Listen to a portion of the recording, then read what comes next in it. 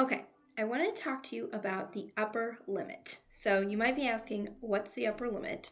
The upper limit is the most joy and happiness that your nervous system has the capacity to handle. And everybody's upper limit is going to be different. If you've gone through any sort of trauma in your life, you may have a decreased upper limit because your nervous system doesn't feel safe to have joy and happiness. So let's talk about how does this actually show up in your life? How do you know when you're reaching the upper limit? So here's what's interesting. And when I tell you this, you're going to start noticing these things in your own life. If you are really becoming self-aware of what your brain likes to offer you around certain things, okay? So I'll give you a few examples of when I've hit my upper limit and what I noticed in that moment. So again, remember, the upper limit is the most joy and happiness that your nervous system feels safe to feel, right? So I had just had an awesome dinner with a friend of mine, and I was out without any kids, and I was like, you know what?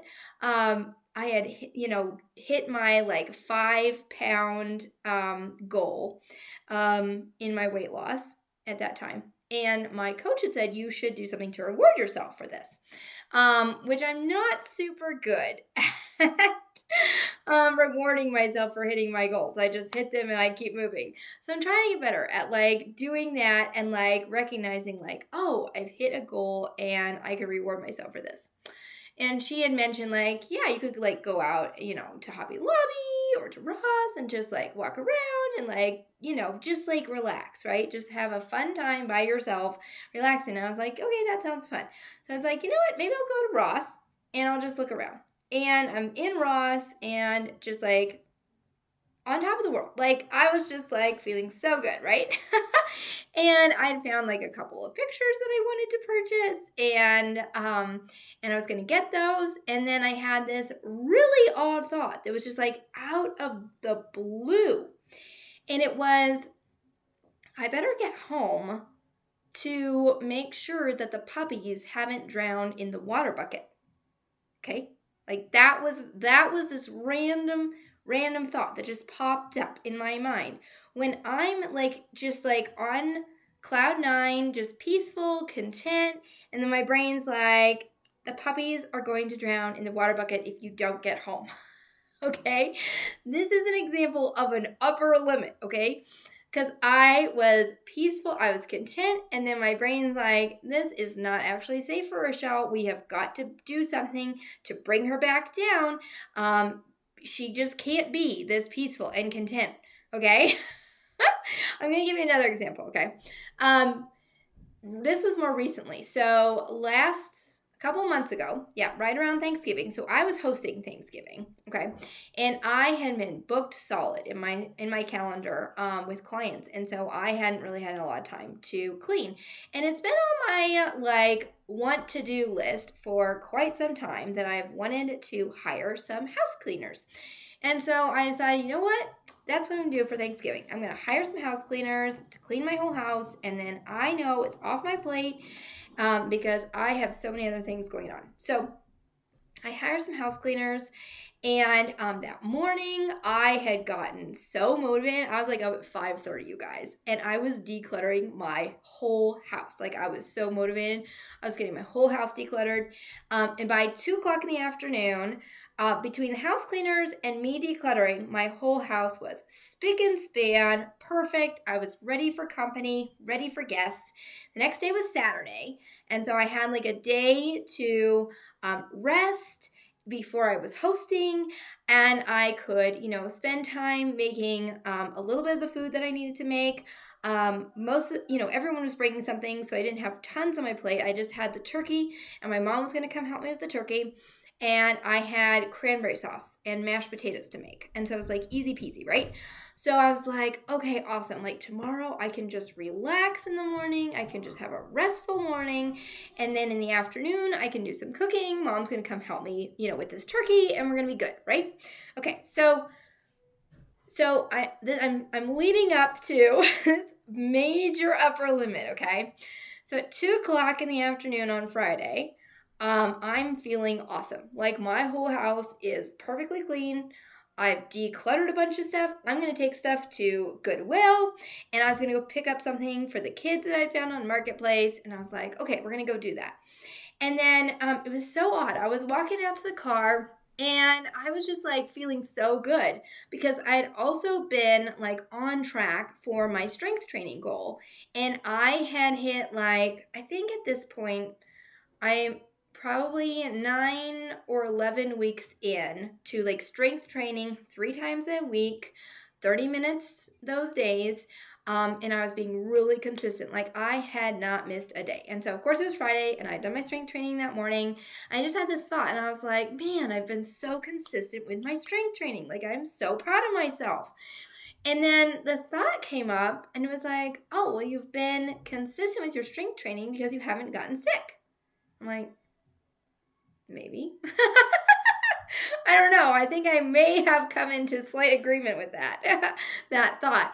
But anyway, so I'm driving to town 15 minutes after I have this thought about how I've been consistent because I haven't gotten sick. Okay. I start sneezing and I literally am coming down with a cold right then and there. And I was like, what the heck? You've got to be kidding me, right? And I realized, oh, it's your upper limit. Because the other thing that happened as I was driving into town, right? I had been doing my laundry, I had the dryer going, and my brain's like, your house is going to be on fire because you have your dryer going, okay? This is the upper limit, you guys. And if you don't recognize these intrusive thoughts as what they are, which is literally just trying to bring you down from that peaceful, joyful feeling that you're having, you're not going to realize that they're not true. They're not true. So anyway, so I'm like, no, that's not true. I'm going to pray protection over my house right now. I'm going to keep going to town. I'm going to, get these things that I'm planning to do. And I get home and I am just like coming down with this cold so hard. And I do a detox bath. I do a clearing on myself. And that was super interesting because it was exactly what I thought. Like the things that, see, what had happened is in my subconscious mind, I had these beliefs, okay? I had the belief that I am weak and defective. I had the belief that I'm not valuable and I'm not successful. I had the belief that it's not okay to rest, okay? And so just think about it this way. I had hired house cleaners. I had been consistent. I was getting stronger, right? And I had planned it so that Saturday I could rest and relax before I have company on Sunday. And all these things all together was like just, it was just a nightmare for my subconscious because I was just pushing against all these limiting beliefs that my subconscious still was believing, right? That I was weak and defective, so I cannot keep going. Like, I cannot be consistent with strength training, so we're going to get her sick so that she doesn't have to be consistent, so that we can be weak and defective, because that's what we believe is the truth about Rochelle, right? And so I was like knocking against that because I was being consistent and I was actually seeing results and I was getting stronger, right? Then I'm hiring housekeepers on top of this. And so all of those thoughts about not being valuable, not being successful, like all of those things, I had paid for them with my own money. And so all of those things were getting triggered, right? Because I had hired housekeepers and it was amazing and I loved it. And I was like, oh my word, like, why haven't I done this earlier? Like, I literally got 4 people to do a bunch of stuff in my house, and then I could spend all that time working on other things that they couldn't do to clean my house, like decluttering my whole house, which I hadn't had time to do. Okay, and then on top of that, I had planned to rest, right? I had planned rest into my schedule, and so my upper limit was like on fire, basically. And it was like, no. You're not going to have time to rest. You're actually going to be sick. You're going to rest because you're sick. That's the only way we can make this happen, is you're resting because you're sick, and that's how we can just make this okay with the subconscious, okay? So the subconscious, remember, it has all these beliefs about who you are, your identity, and it believes that it's right. Like, your subconscious is like, these limited beliefs are correct, and we have to prove that they are true. And that's what everything your subconscious is always trying to do. That's why 90 to 95% of your actions and behaviors are run by your subconscious. And so if you're not doing the things that you want to be doing, you have to realize that there is something in your subconscious that your subconscious is trying to make true.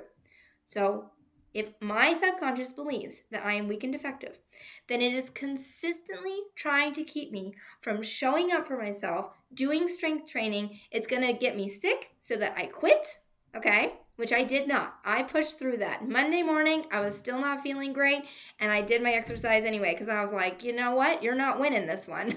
I know normally I would have not done my exercise, but I am a different person. I have a different identity now. I like exercise. I am getting stronger. I am strong. So we're not going to do this silly thing of getting sick and then quitting on my strength training. Like, we're not doing it. Okay. So anyway, that is the upper limit. So a couple things to realize and to help you push through your upper limit is number one, awareness. You have got to realize when you have those intrusive thoughts that you're reaching an upper limit. And once you know that you're reaching an upper limit, then you can lean into it. You can be like, you know what? It's safe. It's safe for me to feel joy right now. It is safe for me to feel happiness right now.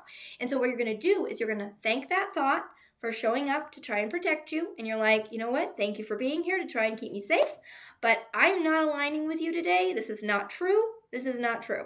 And it is safe for me to feel joy. It is safe for me to feel grateful and peaceful and happy. And I'm going to sit in that a little longer. And so that's what you want to do. You just want to notice those times when you are like on top of the world and you want to actually have the self-awareness that that time is happening for you so you can stop and be in that present moment a bit longer. And that will teach your nervous system that it is safe to be happy and joyful. And if you need more help getting your upper limit higher, that's what I can do to help you, is we can work on finding those limiting beliefs that are keeping your upper limit from moving and help you actually feel more joy and more peace and more happiness in your life from clearing limiting beliefs and emotions that are keeping you stuck in this lower upper limit. So we're always going to have an upper limit, but we can keep raising it. With the more healing and the more self-awareness that we do, we can keep raising that upper limit.